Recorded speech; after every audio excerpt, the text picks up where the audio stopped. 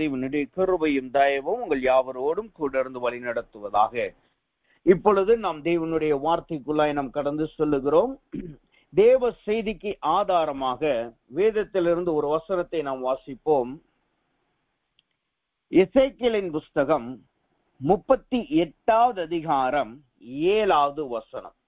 எசேக்கியேலின் புஸ்தகம் 38வது அதிகாரம் 7வது வசனம். அந்த வசனம் இப்படியாக சொல்லுகிறது: நீ ஆயத்தப்படு, உன்னுடனே கூடின உன் எல்லா கூட்டத்தையும் ஆயத்தப்படுத்தி நீ அவர்களுக்கு காவலாளனாய் இரு. அந்த வசனத்தை மீண்டும் ஒரு வாசிக்கிறேன். நீ ஆயத்தப்படு, உன்னுடனே கூடின உன் எல்லா கூட்டத்தையும் ஆயத்தப்படுத்து நீ அவர்களுக்கு காவலாளனாய் இரு. தேவன் இந்த வசனத்தின் மூலமாய் நம்மோடு இடைபடுவாராக. அவருடைய வார்த்தை நம்மத்திலே கிடைக்கும்படியாய் ஒரு நிமிடம் தேவ செய்திக்காய் நாம் செபிப்போம். அன்பின் பரலோக பிதாவே, உம்மை துதிக்கிறோம், ஸ்தோத்திரிக்கிறோம். ஆண்டவரே, இந்த நாளும் தேவனுடைய கிருபையும் தயவும் எங்களோடு கூட இருக்கிறக்காய் நன்றி செலுத்துகிறோம். ஆண்டவரே, உம்முடைய வார்த்தைக்காய் நாங்கள் வந்திருக்கிறோம். தேவன் எங்களோடு பேசுவீராக. உம்முடைய வார்த்தை எங்கள் மத்தியிலே கிரியை செய்யத்தக்கதா உம்முடைய ஆலோசனையை நாங்கள் பெற்றுக்கொள்ள எங்கள் யாவருடைய ஆவி, ஆத்துமா, சரீரம், சிந்தனையுடைய கரத்தில் ஒப்படைக்கிறோம். தேவன் நீர் எங்களோடு பேசியுள்ளாராக. எல்லா துதிகனமையும் நமக்கே செலுத்துகிறோம். இயேசு நாமத்தில் ஜெபிக்கிறோம் நல்ல பிதாவே, ஆமென். கர்த்தருக்கு ஸ்தோத்திரம். இந்த வசனம் சொல்லுகிறது, எசேக்கியேலின் புஸ்தகம் 38வது அதிகாரம் 7வது வசனம் இப்படியாக சொல்லுகிறது: நீ ஆயத்தப்படு, உன்னுடனே கூடின உன் எல்லா கூட்டத்தையும் ஆயத்தப்படுத்தி நீ அவர்களுக்கு காவலாளனாய் இரு. இந்த வசனம் அநேகருக்கு பரிச்சயமான ஒரு வசனம். குறிப்பாய் இந்த கடைசி, அதாவது வருட கடைசியிலே அநேகர் மத்தியிலே அநேக போதகர்கள் பயன்படுத்துகிற வசனம் தான் இந்த எசேக்கியேலின் புஸ்தகம் 38வது அதிகாரம் 7வது வசனம். நாம் இந்த வருடம் 2023ஆம் ஆண்டு ஆரம்பிக்கும் பொழுது நாம் ஒரு யோசனையோடு ஆரம்பித்திருந்திருக்கலாம். கொஞ்ச நேரம் சந்தோஷம் இருந்திருக்கும். அடுத்த நொடியிலே நம்மளுக்கு எப்படி இந்த ஆண்டு நம்மளுக்கு போக போகிறதோ, அல்லது எப்படி இந்த ஆண்டு நம்மளுக்கு வருமோ என்று நாம் யோசித்து கொண்டிருந்து அந்த ஆண்டை தொடங்கி இருந்திருக்கலாம்.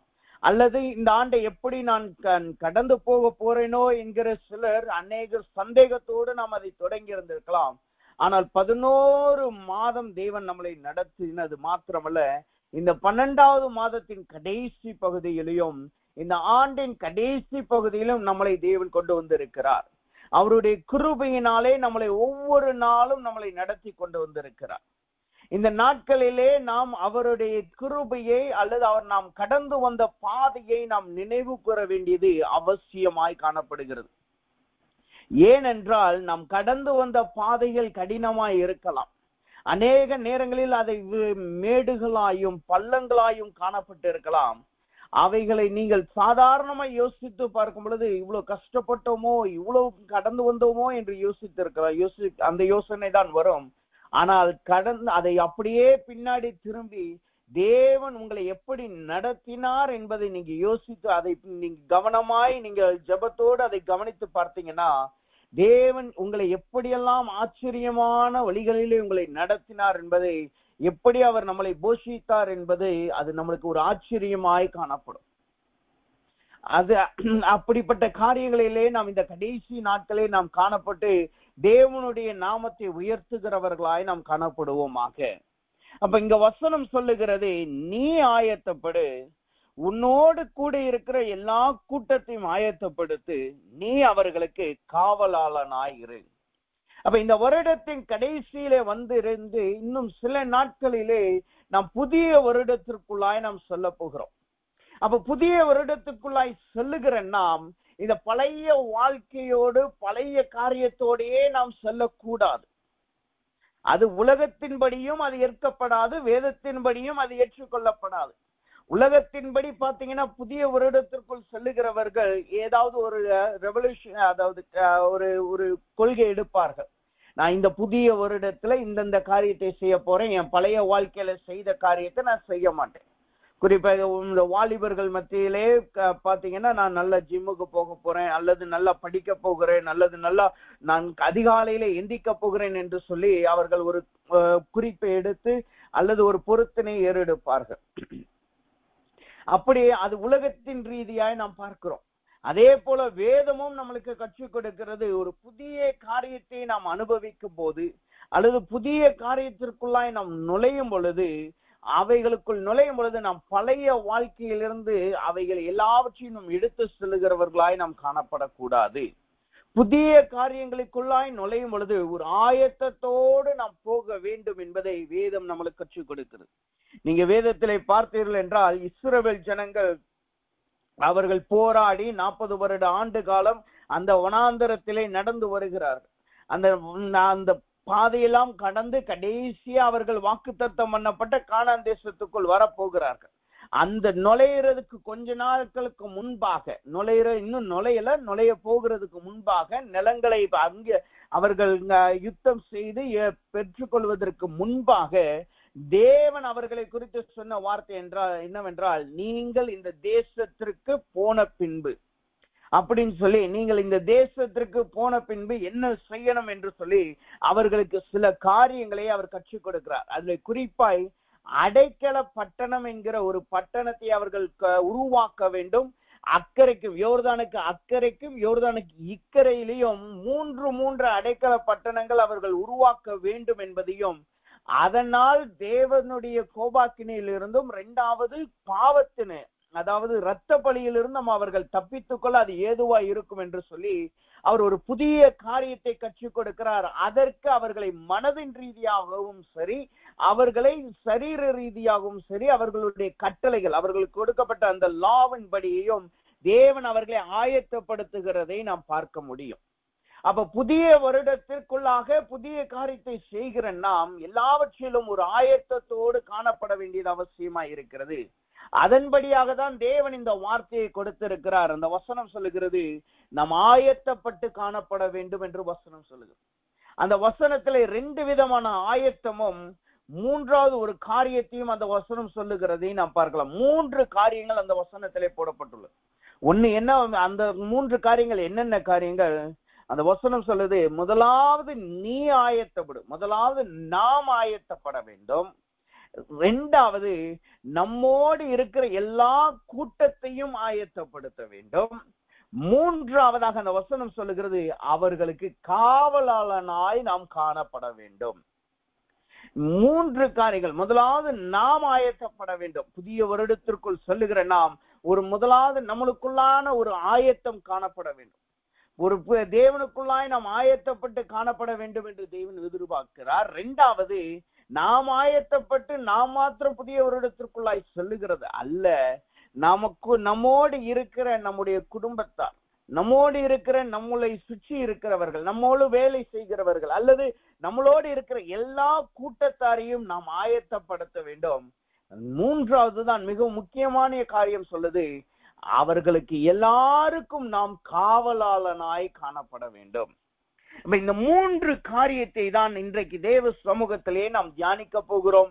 நமக்கு கொடுக்கப்பட்ட நேரத்திற்குள்ள எவ்வளவுக்கு எவ்வளவு நாம் தியானிக்க முடியுமோ அவ்வளவு குறிப்புகளை நாம் தியானித்து தேவனுக்குள்ளாய் நம்மளை ஆயத்தப்படுத்திக் கொள்வோமாக.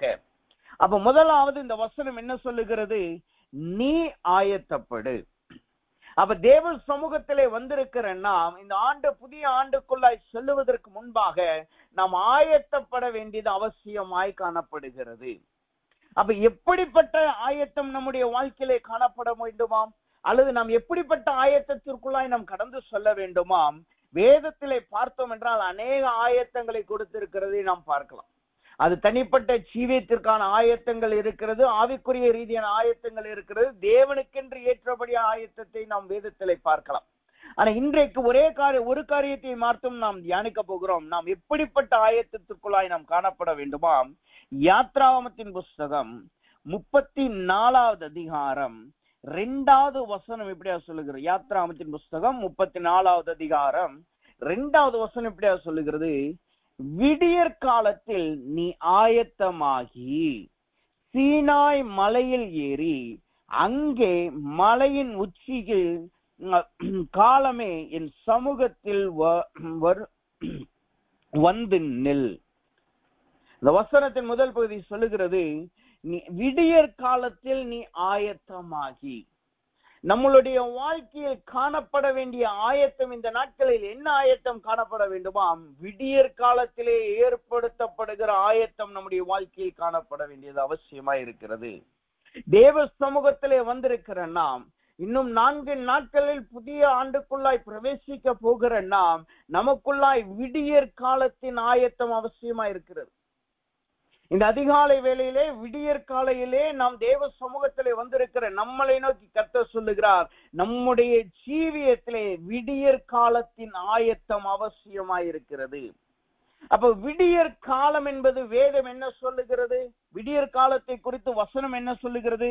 யாத்ராகமத்தின் புஸ்தகம் 16வது அதிகாரம் 12வது வசனத்தை வாசிக்கும் பொழுது அந்த வசனம் இப்படியா சொல்லுகிறது. யாத்ராகமத்தின் புஸ்தகம் 16வது அதிகாரம் 12வது வசனம், இஸ்ரவேல் புத்திரரின் முறுமுறுப்புகளை கேட்டிருக்கிறேன்.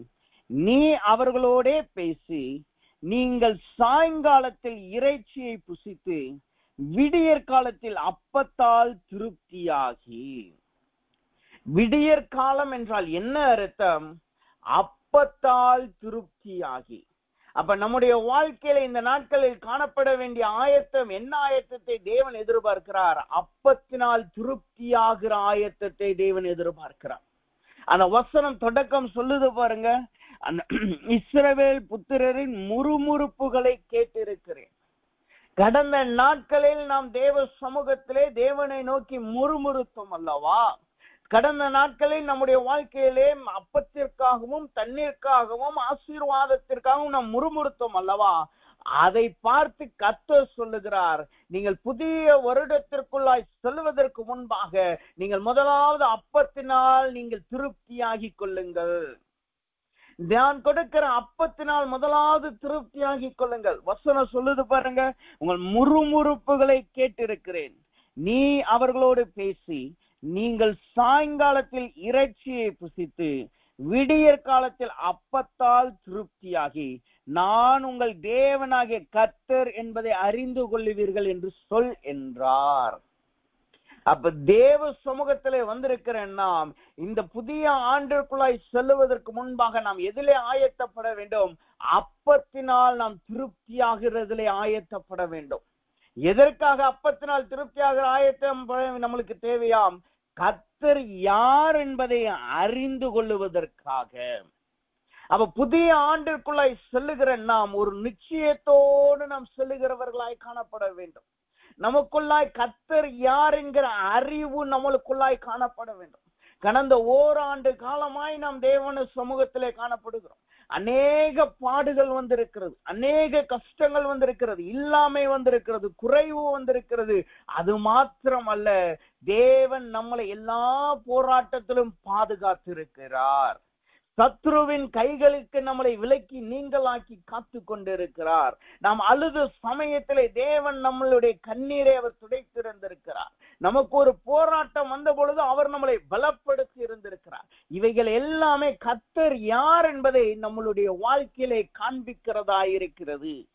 அப்ப புதிய ஆண்டிற்குள்ளாய் செல்ல ஆயத்தமாய் கொண்டிருக்கிறோம். உலகத்தின் ரீதியிலே நாம் ஆயத்தமாய் கொண்டிருக்கிறோம். புதிய ட்ரெஸ் வாங்கிட்டு அல்லது நல்ல ஒரு புதிய ஆண்டுல நான் இதெல்லாம் செய்யணும் என்று சொல்லி இப்பொழுதே நாம் கணக்கு போட ஆரம்பித்திருக்கிறோம்.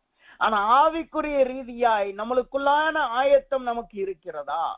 கர்த்தர் யார் என்கிற நிச்சயத்தோடு நாம் தேவ சமூகத்திலே வந்திருக்கிற கர்த்தரின் யார் என்கிற நிச்சயத்தோடு நாம் புதிய ஆண்டிற்குள் நாம் சொல்லுகிறோமா? தேவன் யார் என்பதை நாம் அறிந்திருக்கிறோமா என்பதை முதலாவது நாம் நினைத்து பார்ப்போமாக.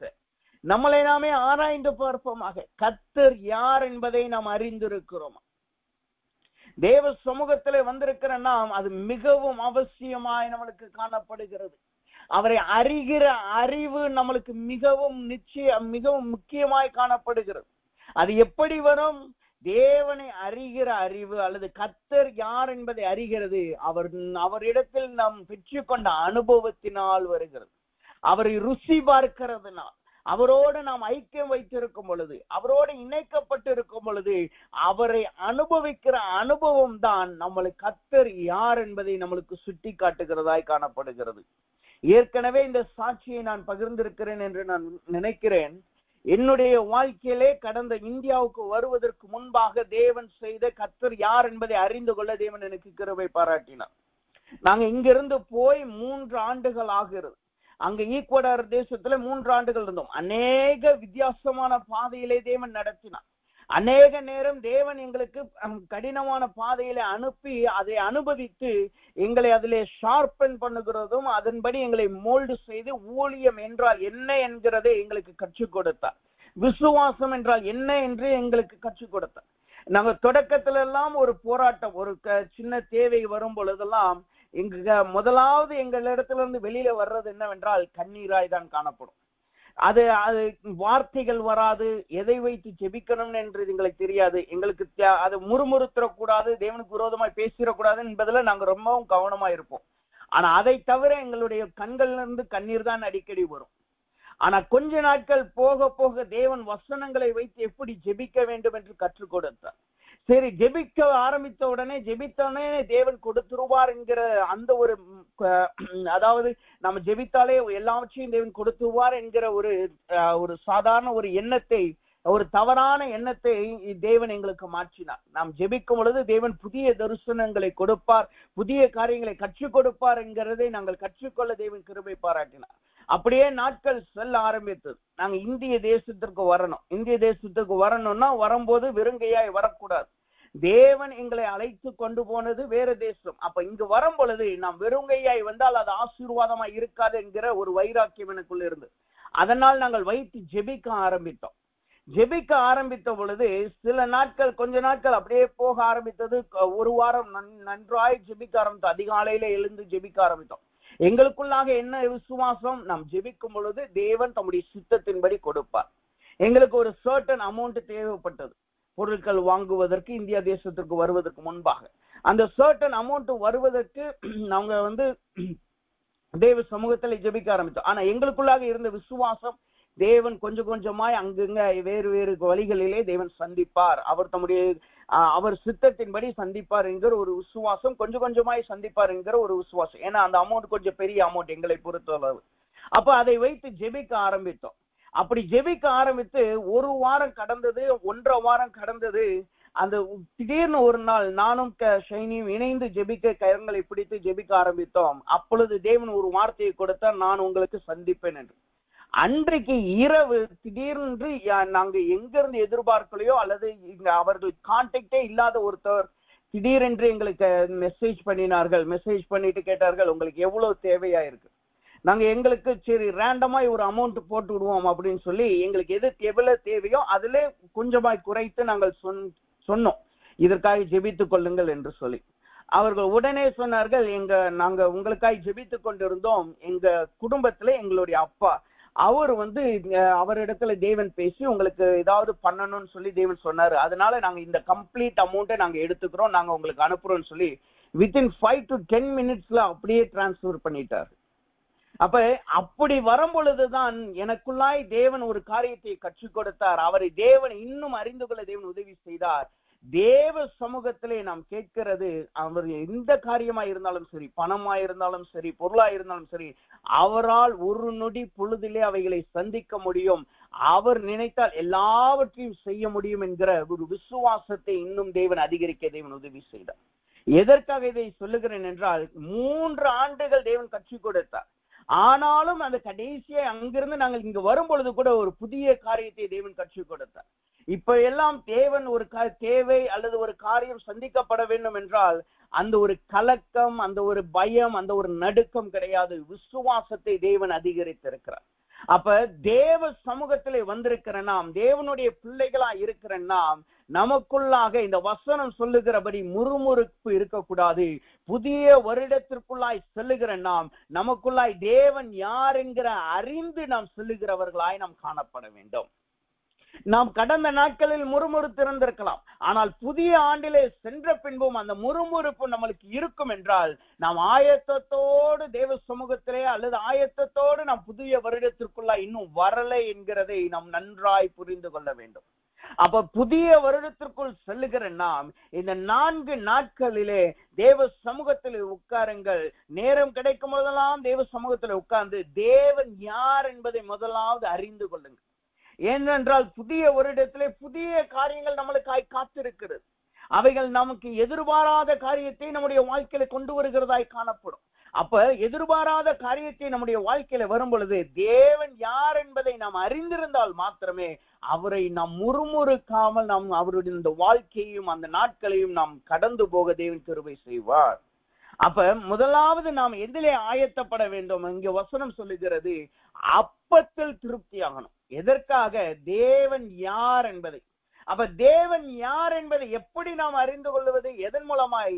அவர் கொடுக்கிற விடியற்கால அப்பத்தின் திருப்தியின் மூலமாய் நாம் அவரை யார் என்பதை நம்மளால் அறிந்து கொள்ள முடிகிறது. அப்ப இந்த விடியற் காலம் என்பது அப்பத்தின் திருப்தியை காட்டுகிறது. அப்ப அப்பத்தின் திருப்தி என்பது எதை காட்டுகிறது? அப்பத்தின் திருப்தினா என்ன அர்த்தம்? அது தேவனுடைய வார்த்தை. அப்பம் என்பது தேவனுடைய வார்த்தையும் தேவனுடைய வார்த்தையில் திருப்தி ஆகிறதை காட்டுகிறது. தேவனால் கொடுக்கப்பட்ட வார்த்தைகள், தேவனால் கொடுக்கப்பட்ட வெளிப்பாடுகளிலே நாம் திருப்தியுள்ளவர்களாய் காணப்பட வேண்டும்.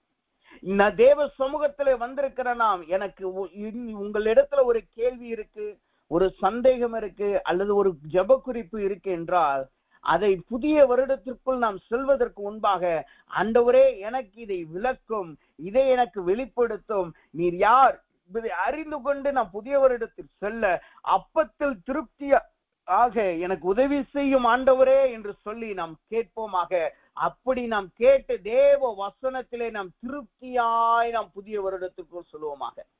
அப்ப நமக்குள்ளான திருப்தி எப்படி காணப்படுகிறது? வேத வசனத்திலே திருப்தி நமக்கு எப்படி காணப்படுகிறது? இங்க வசனம் சொல்கிறது அப்பத்தின் திருப்தி என்பது உலகத்தின் அப்பத்தை காட்டவில்லை, சரீரத்திற்காய் நாம் புசிக்கிற அப்பத்தை காட்டவில்லை, தேவனுடைய வார்த்தை ஆவியின் அப்பத்தை காட்டுகிறதாய் காணப்படுகிறது. அப்ப தேவனுடைய வார்த்தையிலே நாம் திருப்தியாய் இருக்கிறோமா? புதிய வருடத்திற்குள் செல்வதற்கு முன்பாக நாம் தேவ வார்த்தையிலே திருப்தியாய் இருக்கிறோமா?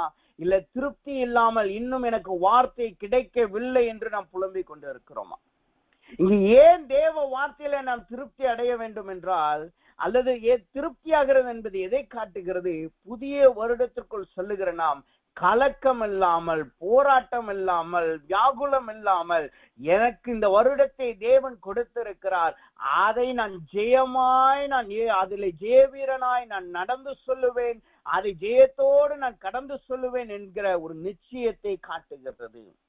அப்ப தேவ சமூகத்துல வந்திருக்கணும். உலகத்தில் இருக்கிற ஜனங்கள் புதிய வருடத்திற்குள் செல்வதற்கு அன்னைக்கு நைட்டு நல்லா செலிப்ரேட் பண்ணுவார்கள். நாங்க இருக்கிற ஈக்குவடார் தேசத்துல இங்க நம்ம எப்படி வெடி போடுகிறோமோ அதே போல அங்கு வெடி போட மாட்டார்கள். வெடி அதிகமாய் பயன்படுத்துவதற்கு பதிலாக பெரிய பெரிய பொம்மைகளை செய்து வைப்பார்கள். இந்த சூப்பர்மேன் இது மாதிரி பெரிய பெரிய பொம்மைகள், அல்லது ராட்சசர்களை போல பெரிய பெரிய பொம்மைகள், ஒரு 7 அடி 8 அடி குறைந்தது 4 அடி உயரத்துக்கு அதை செய்து வைப்பார்கள். செஞ்சுட்டு அதை கடையில இருந்து வாங்கிட்டு வந்து அதை தான் பொருத்தி அது அப்படியே எரிந்து அந்த புதிய வருடத்திற்குள்ளாய் நாங்கள் பழைய எல்லாம் ஒளிந்து புதிய வருடத்துக்குள் போகிறோம் என்று அது ஒரு அடையாளமாய் அதை செய்வார்கள். நைட்டு 12 மணி 12:30. அது உலகத்தின் ரீதியாய் செய்யறது. ஆனா அவங்களுடைய வாழ்க்கையை பாருங்க. அவங்க அன்னைக்கு நைட்டு நல்ல உற்சாகமாய் நல்ல அந்த எரித்து வெடி போட்டு நல்ல உற்சாகமா இருப்பாங்க. காலையில எஞ்சோன பாத்தீங்கன்னா, இன்னைக்கு யாருடைய முகத்துல நான் முதிக்க போறனோ, அல்லது இந்த போராட்டத்தை எப்படி நான் மேற்கொள்ள போகிறனோ, அல்லது இந்த கடன்காரங்களை நான் எப்படி நான் சந்திக்க போகிறோம் என்று சொல்லி ஒரு கலக்கத்தோடையே அவர்கள் காணப்படுவார்கள். ஆனா தேவனுடைய பிள்ளைகளாகிய நாம் அப்பத்தின் திருப்தியோடு நாம் புதிய வருடத்திற்குள்ளாய் போனோம் என்றால், நம்மளுக்குள்ளாய் ஒரு கலக்கம் வரும் பொழுது அந்த தேவ வார்த்தையை நம்மளுக்கு கிரியை செய்ய ஆரம்பிக்கும். எப்படி இயேசுவானவர் அவருடைய உபவாசத்திலே அவருக்கு 3 போராட்டங்கள் வந்தது. அந்த 3 போராட்டங்களையும் தேவன் தம்முடைய வார்த்தையினாலேயே தான் அவர்களை மேற்கொண்டார், வசனத்தினாலதான் அவர்களை மேற்கொண்டார். அதே போல புதிய வருடத்திற்குள் செல்லுகிற நாம் நமக்குள்ளான அற்பத்தின் திருப்தி இருக்கும் என்றால், புதிய வருடத்தில் வருகிற எந்த ஒரு காரியமாய் இருந்தாலும் அவைகளை மேற்கொள்ள நம்மளுக்கு உதவியாய் காணப்படும்.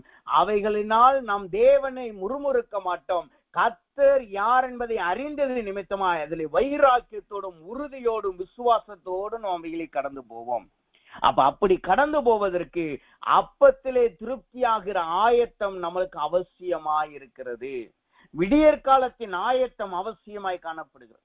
இந்த வார்த்தையை எடுக்கும் பொழுது தேவன் ஒரு வார்த்தையை கொடுத்தார். ஏன் நாம் அப்பத்தில் திருப்தியாக வேண்டுமாம்?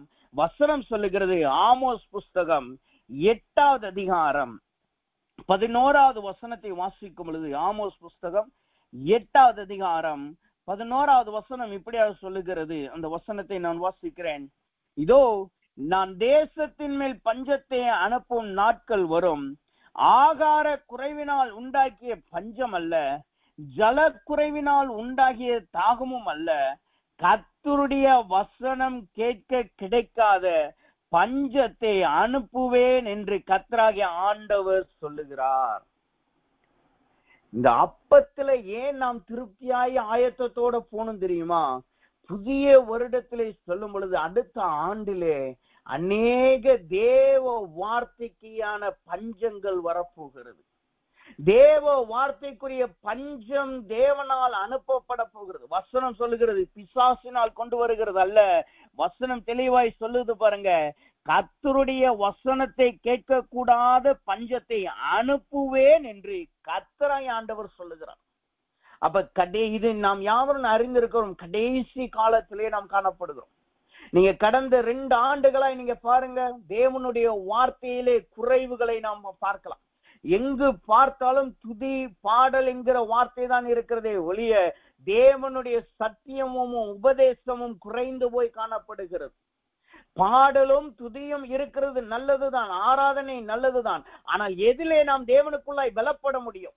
எதிலே போராட்டத்தை நாம் மேற்கொள்ள முடியும்? தேவ வசனம் நம்மளுக்குள்ளாய் இருக்கும் பொழுதுதான், தேவனுடைய வார்த்தை நம்மளுக்குள்ளாய் இருக்கும் பொழுதுதான். ஆனா கடந்த 2 ஆண்டுகளாய் நீங்க பாருங்க, 2020 இருந்து அப்படியே யோசிச்சு பாருங்க, கொரோனா என்கிற போராட்டம் வந்தது, கொரோனா என்கிற பிரச்சனை வர ஆரம்பித்தது. அதுல இருந்து தேவனுடைய வார்த்தைகள் குறைவுபட்டு ஆரம்பித்து விட்டது. ஏனென்றால் அநேக ஊழியர்கள் சொல்லுகிற வார்த்தை என்னன்னா, ஜனங்களே வியாதியினால போராடிக்கிட்டு இருக்கிறாங்க, அவங்கிட்ட போய் உபதேசம் என்கிற வார்த்தையை சொல்றதுக்கு பதிலா தேவனை துதிக்கிற துதியை அவங்களுக்கு கொடுத்தோன்னா அவங்க நல்ல சந்தோஷப்படுவார்கள் என்று சொல்லுகிறார். இது நான் காதுபட கேட்ட ஒரு காரியம். அப்ப இந்த நம்ம இப்ப இருக்கிற காலத்திலேயே தேவனுடைய வார்த்தை குறைந்து கொண்டு வருகிறது.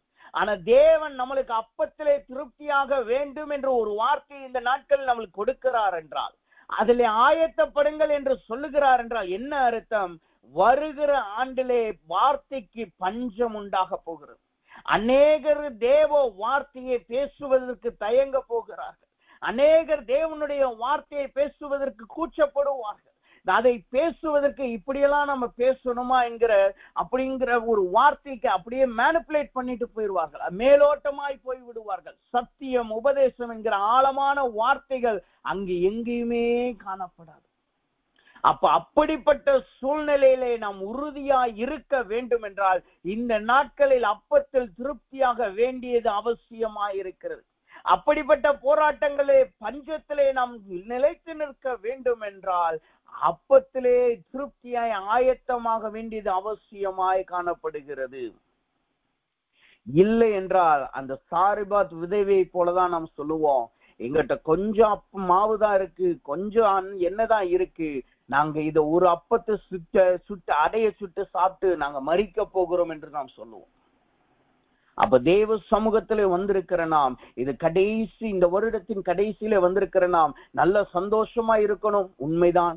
நல்ல ஆயத்தத்தோட நம் உலகத்தின் ஆயத்தத்தோட இருக்கணும், அதுவும் அவசியம்தான். ஆனால் இன்னொரு பகுதி, மிகவும் அவசியமான ஒரு பகுதி இருக்கு, அதுதான் தேவனுக்குள்ளாய் ஆயத்தப்படுகிறது, அப்பத்திலே திருப்தியாகிறது.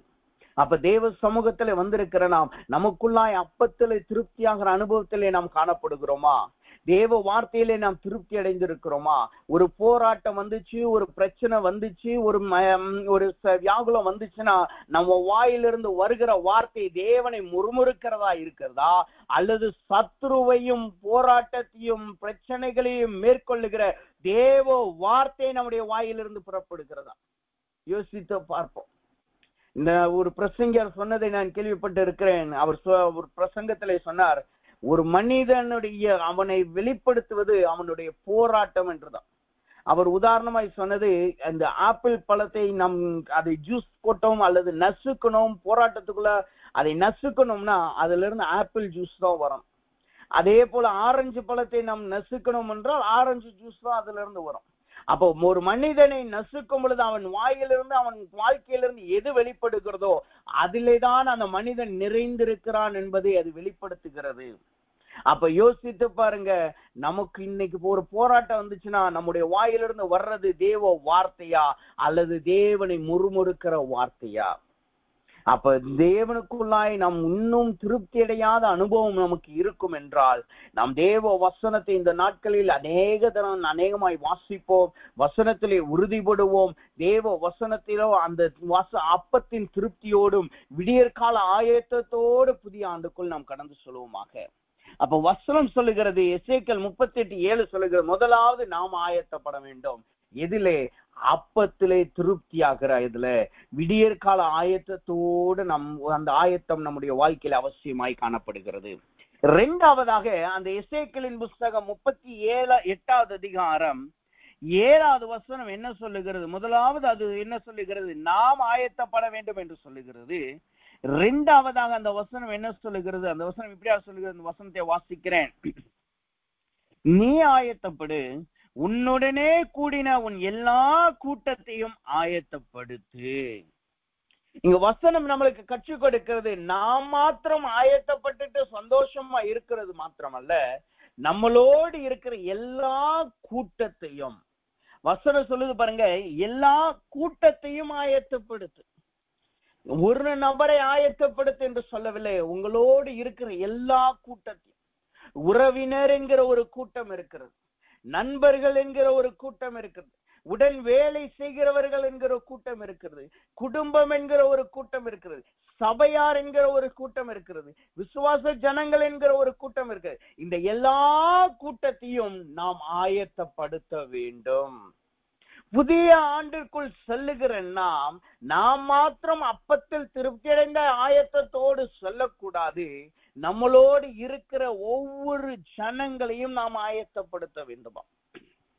நம்மளோடு இருக்கிற ஜனங்கள், நம்முடைய கூட்டத்தில் இருக்கிற ஜனங்களை, நம்முடைய உறவினர்களை, நம்முடைய பிள்ளைகளை, பெற்றோர்களை, கணவனை, மனைவியை, உடன் வேலைக்காரர்களை எல்லாரையும் நம் ஆயத்தத்தோடு புதிய வருடத்திற்குள் நாம் கொண்டு செல்ல வேண்டும். அவர்களை ஆயத்தப்படுத்துகிற கடமை தேவன் நம்மளுக்கு கொடுத்திருக்கிறார். அவர்கள் வித்தியாசமான பாதையிலே போகலாம், அவர்கள் உலகத்தின் உற்சாகத்திலே போகலாம், அவர்கள் உலகத்தின் சந்தோஷத்திலே போகலாம், ஆனால் அவர்களை ஆயத்தப்படுத்த வேண்டியது நம்முடைய கடமையாயிருக்கிறது. இன்றைக்கு அநேகர் புதிய வருடத்திற்குள் நாம் போகிறோம் என்ற உடனே, நான் எப்படி போகிறேன், நான் எந்த சந்தோஷத்துல போகிறேன், எவ்வளவு சந்தோஷத்துல போகிறேன், எதை கொண்டுட்டு போகிறேன் என்று நம்மளை குறித்து தான் நாம் யோசிக்கிறோமே தவிர, புதிய வருடத்திற்குள் நாம் சொல்லும் பொழுது என்னுடைய நண்பர்கள் எப்படி வருகிறார்கள், என் குடும்பத்தார் எப்படி புதிய வருடத்திற்குள் வருகிறார்கள், என் சபையார் எப்படி புதிய வருடத்திற்குள் வருகிறார்கள் என்பதை கவனிக்க நாம் தவறி விடுகிறோம். அவர்களுக்கு ஒரு நல்ல ஹாப்பி நியூ இயர் என்கிற ஒரு சந்தோஷமான வார்த்தையை சொல்லிட்டு அவர்களும் சந்தோஷமா இருக்கிறார்கள் என்கிற எண்ணத்திலே நாம் போய்விட்டு, அவர்கள் எந்த சூழ்நிலையில் இருக்கிறார்கள் அல்லது அவர்களுடைய ஆயத்தத்தில் அவர்கள் காணப்படுகிறார்களா என்பதை நாம் கவனிக்க தவறிவிடுகிறோம். ஆனால் வேதம் என்ன சொல்லுகிறது? நீங்க ஆயத்தப்படுகிறது மாத்திரமல்ல, உங்களோடு கூட இருக்கிற எல்லா கூட்டமும் ஆயத்தப்படணும். அது ரட்சிக்கப்படாத கூட்டமாய் இருக்கலாம், அல்லது ரட்சிக்கப்பட்ட கூட்டமாய் இருக்கலாம், அல்லது ரட்சிக்கப்பட்டு தேவனை மறுதலித்து பின்பாக போன கூட்டமாய் கூட இருக்கலாம். எந்த கூட்டமாய் இருந்தாலும் அதை நீங்கள் ஆயத்தப்படுத்த வேண்டியது அது நம்மளுடைய கடமையாய் காணப்படுகிறது. அப்ப இங்க வசனம் சொல்லுகிறது ஆயத்தப்படுத்து என்று சொல்லுகிறது. முதலாவது ஆயத்தப்படு என்று சொன்னோம், அது எதிலே? விடியற்கால ஆயத்தத்தை நம்மளுக்கு காணப்படும். இரண்டாவது என்ன சொல்லுது? ஆயத்தப்படுத்து என்று சொல்லுகிறது. அப்ப இரண்டாவது சொல்லுகிற ஆயத்தப்படுத்து என்றால் எப்படி ஆயத்தப்படுத்து என்பது எதை காட்டுகிறது? வசனம் இப்படியா சொல்லுகிறது. யோசித்தீங்கன்னா எஸ்ராவின் புஸ்தகத்துல நான் வாசிக்கும் பொழுது ஆயத்தப்படுத்து என்பது விசாரிப்பை காட்டுகிறது, விசாரிப்பை காட்டுகிறது. அப்ப தேவ சமூகத்துல வந்திருக்கிற நாம் எப்படிப்பட்ட ஆயத்தத்தை நம்மளோடு இருக்கிறவர்களுக்கு நாம் கொடுக்க வேண்டுமாம், அவர்களை விசாரிக்கிற ஆயத்தம் என்கிற ஆயத்தத்துக்குள்ளாய் நாம் கடந்து செல்ல வேண்டும். அவர்கள் எந்த சூழ்நிலை இருக்கிறார்கள், எப்படிப்பட்ட சூழ்நிலையிலே காணப்படுகிறார் என்பதை நாம் விசாரிக்கிறவர்களாய் காணப்பட வேண்டும். யோசித்து பாருங்க, நம்மளோடு இருக்கிற ஜனங்கள் உங்களோடு வேலை பார்க்கிறவர்களா இருக்கலாம், அல்லது உங்களை சுற்றி காணப்பட்ட உங்க குடும்பத்தை தவிர உங்களை சுற்றி இருக்க உங்கள் உறவினர்கள் அல்லது உங்களோடு இருக்கிற நண்பர்களுடைய உண்மையான சூழ்நிலை எத்தனை பேர் நம்மளுக்கு தெரியும்? அவர்கள் எப்படிப்பட்ட போராட்டத்தில் அல்லது எப்படிப்பட்ட ஆயத்தத்தில் காணப்படுகிறார்கள் என்று எப்படி நம்மளுக்கு தெரியும்? எத்தனை பேருக்கு நம்மளுக்கு அது தெரியும் என்பதை நாம் யோசித்து பார்ப்போம். இங்கு வசனம் சொல்லுகிறது, அவர்களை நாம் ஆயத்தப்படுத்தணுமாம். எப்படி ஆயத்தப்படுத்தணுமா? விசாரிப்பு என்கிற ஆயத்தத்துக்குள்ளாய் நாம் கடந்து செல்ல வேண்டும். விசாரிப்பு என்கிற ஆயத்தம் நமக்குள்ளாய் காணப்படுகிற வேண்டியதாய் அவசியமாய் இருக்கிறது. அப்ப விசாரிப்பு என்பது என்ன, அது எதை காட்டுகிறது? விசாரிப்பு என்பது எப்படிப்பட்ட விசாரிப்பு காணப்படணுமா? வசனம் சொல்லுகிறது, எஸ்ராவின் புஸ்தகம் 10வது அதிகாரம் 14வது வசனத்தை வாசிக்கும் பொழுது, எஸ்ராவின் புஸ்தகம் 10வது அதிகாரம் 14வது வசனத்தை வாசிக்கும் பொழுது, எப்படிப்பட்ட ஆயத்தத்திற்குள்ளாய் நம்மளோடு இருக்கிறவர்களை நாம் கொண்டு சொல்லணுமாம், எப்படிப்பட்ட விசாரிப்புக்குள்ளாய் அவர்களை கொண்டு சொல்லணுமாம். வசனம் சொல்லுது பாருங்க, 3 விதமான விசாரிப்பு அவர்களிடத்திலே நாம் காட்ட வேண்டும், அல்லது 3 விதத்திலே அவர்களை நாம் விசாரிக்க வேண்டுமா. எஸ்ராவின் புஸ்தகம் 14வது அதிகாரத்தை வாசிக்கிறேன். இப்படியா சொல்லுகிறது, ஆகையால் இதற்கு சபையெங்கும் எங்கள் பிரபுக்கள் விசாரிப்புக்காரராக வைக்கப்பட வேண்டும். இந்த காரியத்தின் நிமித்தம் நம்முடைய தேவனுக்கு இருக்கிற உக்கிர கோபம் எங்களை விட்டு திரும்பும்படி எங்கள் பட்டணங்களில் மறு ஜாதியான ஸ்திரீகளை கொண்ட அனைவரையும் ஒவ்வொரு பட்டணத்தின் மூப்பரோடும் நியாயாதிபதிகளோடும் குறித்த காலங்களில் வர கடவார்கள் என்றார்கள். அந்த வசனத்தின் முதல் பகுதியை பாருங்க, ஆகையால் இதற்கு சபையெங்கும் எங்கள் பிரபுக்கள் விசாரிப்புக்காரராக வைக்கப்பட வேண்டும். எதற்காக விசாரிப்புக்காரர்களாக வைக்க நாம் காணப்படணுமாம்? எதற்காக விசாரிப்புக்காரர்களை வைக்கிறார்களாம்? முதலாவது, தேவனுடைய உக்கிரம் திரும்பும்படியாக. அந்த 14வது வசனம் சொல்லுவாங்க, இதன் நிமித்தமாக தேவனுடைய உக்கிரம் திரும்பும்படி. அப்ப முதலாவது நாம் நம்மளோடு இருக்கிறவர்களை எப்படி நாம் ஆயத்தப்படுத்த வேண்டுமாம்? அவர்கள் வாழ்க்கையில் இருக்கிற தேவனுடைய கோபம் அவர்களை விட்டு திரும்பும்படி நாம் அவர்களை ஆயத்தப்படுத்த வேண்டும். இங்க வசனம் சொல்லுகிறது, எஸ்ராவின் நாட்களிலே இஸ்ரவேல் ஜனங்களுக்கு இப்படிப்பட்ட ஒரு விசாரிப்பு கொடுக்கப்படுகிற ஒரு ஆயத்தம் கொடுக்கப்படுகிறது. என்ன ஆயத்தம் வருகிறது? அவர்கள் தேவனுடைய கோபத்தை நீக்கும்படி. அப்ப அவர்கள் தேவனுடைய கோபத்தை கொண்டு வருவதற்கு, தேவனுடைய கோபம் அவர்களுக்கு மீது வருவதற்கான காரணம் என்னவாம்? அதே எஸ்ராவின் புஸ்தகத்திலே நாம் வாசித்தோம் என்றால் 10வது வசனம் இப்படியே சொல்லுகிறது. எஸ்ராவின் புஸ்தகம் 10வது அதிகாரம் 10வது வசனம் இப்படியே சொல்லுகிறது, ஆசாரியராகி எஸ்ரா எழுந்திருந்து அவர்களை நோக்கி, நீங்கள் இஸ்ரவேலின் மேல் இருக்கிற குற்றத்தை அதிகரிக்க பண்ண மறு ஜாதியான ஸ்திரீகளை விவாகம் பண்ணியதனால் பாவம் செய்தீர்கள். இவர்களுக்கு எதற்காக அங்கு ஒரு ஆயத்தம் கொடுக்கப்படுகிறது? அவர்கள் தேவனுடைய கோபத்தை இன்னும் அதிகரிக்கும்படியாய் அங்கு மறு ஜாதி ஸ்திரீகளை விவாகம் பண்ணுகிறார்கள். இந்த மறு ஜாதி ஸ்திரீகளை விவாகம் பண்ணுவதுன்னா என்ன அர்த்தம்? தேவனால் கொடுக்கப்பட்ட கட்டளைகளை, தேவனினால் கொடுக்கப்பட்ட வார்த்தைகளை கனம் பண்ணாமல் அவைகளை புறக்கணிப்பது. இஸ்ரவேல் ஜனங்களுக்கு என்ன வார்த்தை கொடுக்கப்பட்டது? அவர்கள் மறு தேசத்தாரை, மறு ஜாதியாரை திருமணம் செய்யக்கூடாது. ஆபிரகாம் நாட்கள் முதற்கொண்டு இதுதான் அவர்களுடைய வழக்கமாய் காணப்படுகிறது, அவர்களுடைய முற்பிதாக்களின் நாட்களில் இருந்தே. ஆனா இந்த இஸ்ரவேல் ஜனங்கள் சிறைக்குள்ளாய் போனது நிமித்தமாக, அந்த சிறை விடுதலை போனது நிமித்தமாய் அங்கு தேவனுடைய வார்த்தையை அவர்கள் இழக்கிறார்கள். தேவனுடைய வார்த்தையை அங்கு புறக்கணித்து மறு ஜாதி ஸ்திரீகளை அவர்கள் திருமணம் செய்கிறார்கள். அப்ப நம்மளோடு இருக்கிறவர்களை நாம் எப்படி நாம் ஆயத்தப்படுத்த வேண்டுமா? முதலாவது அவர்களுடைய வாழ்க்கையில் காணப்படுகிற தேவனுடைய கோபத்தை நாம் மாற்ற வேண்டும்.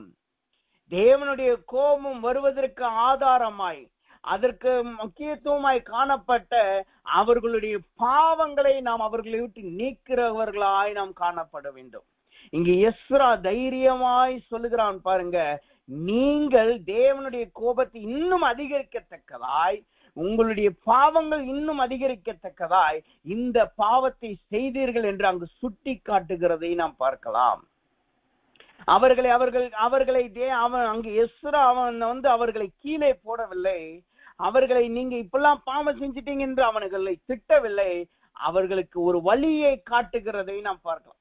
அப்ப புதிய வருடத்திற்குள் சொல்லுகிற நாம் நம்மளோடு இருக்கிறவர்களுடைய உண்மையான நிலவரத்தை அறிந்து அவர்களுக்கு வழியை காட்டுகிற விசாரிப்பை அவர்களுக்கு காட்ட வேண்டும். தேவன் அவர்கள் மீது அன்பாய் இருக்கிறாரா இல்லையா என்பதை நாம் நிதானித்து பார்க்கிறவர்களாய் காணப்பட வேண்டிய அவசியமா இருக்கிறது. அதற்கு முதலாவது நாம் ஆயத்தமாக வேண்டும்.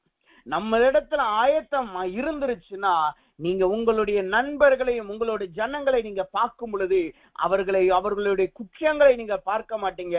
அவர்களுடைய ஆவிக்குரிய நிலைமை என்ன, கர்த்தர் அவர்கள் மீது எப்படி இருக்கிறார் என்பதை நாம் பார்ப்போம். இங்கு கர்த்தர் எப்படி அவர்கள் மீது இருக்கிறார் என்பதை எஸ்ரா கவனிக்கிறான். அவன் கவனித்துட்டு போயிட்டு அங்கு புரணி பேசவோ மற்றவர்களிடத்துல போய் சொல்லல, அவர்களையே நேரா கூப்பிட்டு சொல்லுகிறான், நீங்க கர்த்தருக்கு விரோதமாய் பாவம் செஞ்சிட்டீங்க, அதை விட்டு விலகுங்கள் என்று சொல்லுகிறதை நாம் பார்க்கலாம். அப்ப தேவ சமூகத்துல வந்திருக்கிற நாம் நம்முடைய சபையில் இருக்கிறவர்கள் அல்லது நம்மளோடு இருக்கிறவர்கள் எப்படி இருக்கிறார்கள், அவர்களோடு தேவன் எப்படி இருக்கிறார் என்பதை நாம் கவனித்து பார்ப்போமாக. ஆவியிலே நிதானித்து பார்த்து அவர்களை நாம் ஆயத்தப்படுத்தி அவர்களும் தேவனுக்குள்ள ஆயத்தத்தோடு புதிய வருடத்துக்குள் செல்ல நாம் ஒரு விசாரிப்புக்காரர்களாய் நாம் காணப்படுவோமாக. இரண்டாவதாக எப்படிப்பட்ட விசாரிப்புக்காரர்கள் அங்கு அவசியமா இருக்கிறதாம் வசனம் சொல்லுகிறது. அதே 14வது வசனம் கடைசி பகுதி சொல்லுது பாருங்க, எஸ்ரா 10:14 கடைசி பகுதி இப்படியா சொல்லுகிறது, எங்கள் பட்டணங்களின் மறு ஜாதியான ஸ்திரீகளை கொண்ட அனைவரும் ஒவ்வொரு பட்டணத்தின் மூப்பரோடும் நியாயாதிபதிகளோடும் குறித்த காலங்களில் வரக்கடவார்கள். இரண்டாவது எப்படிப்பட்ட விசாரிப்பவர்களிடத்திலே நாம் காண்பிக்க வேண்டுமா? முதலாவது தேவன் எப்படி இருக்கிறார் என்பதை நாம் நிதானித்து பார்த்து ஆவியிலே நிதானித்து பார்த்து கர்த்தருடைய கோபம் அவர்களை விட்டு நீங்கும்படி நாம் அவர்களை விசாரிக்க வேண்டும். இரண்டாவது மூப்பர்களை கொண்டு வந்து அவர்களோடு இணைத்து நாம் விசாரிக்க வேண்டும். இங்கு மூப்பர்களை கொண்டு வந்து அல்லது மூப்பர்களை வரக்கடவார்கள் என்று சொல்லுகிறது என்றால்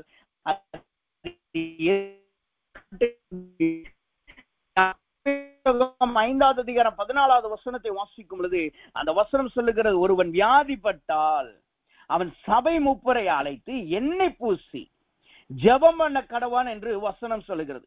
அப்ப இங்க சொல்லப்படுகிற மூப்பர்கள் என்பது எதை காட்டுகிறது?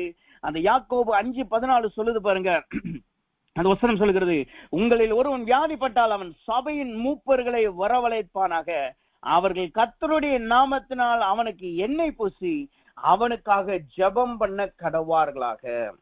இரண்டாவதாக நாம் எப்படிப்பட்ட விசாரிப்புக்காரர்களா இருக்கணும்?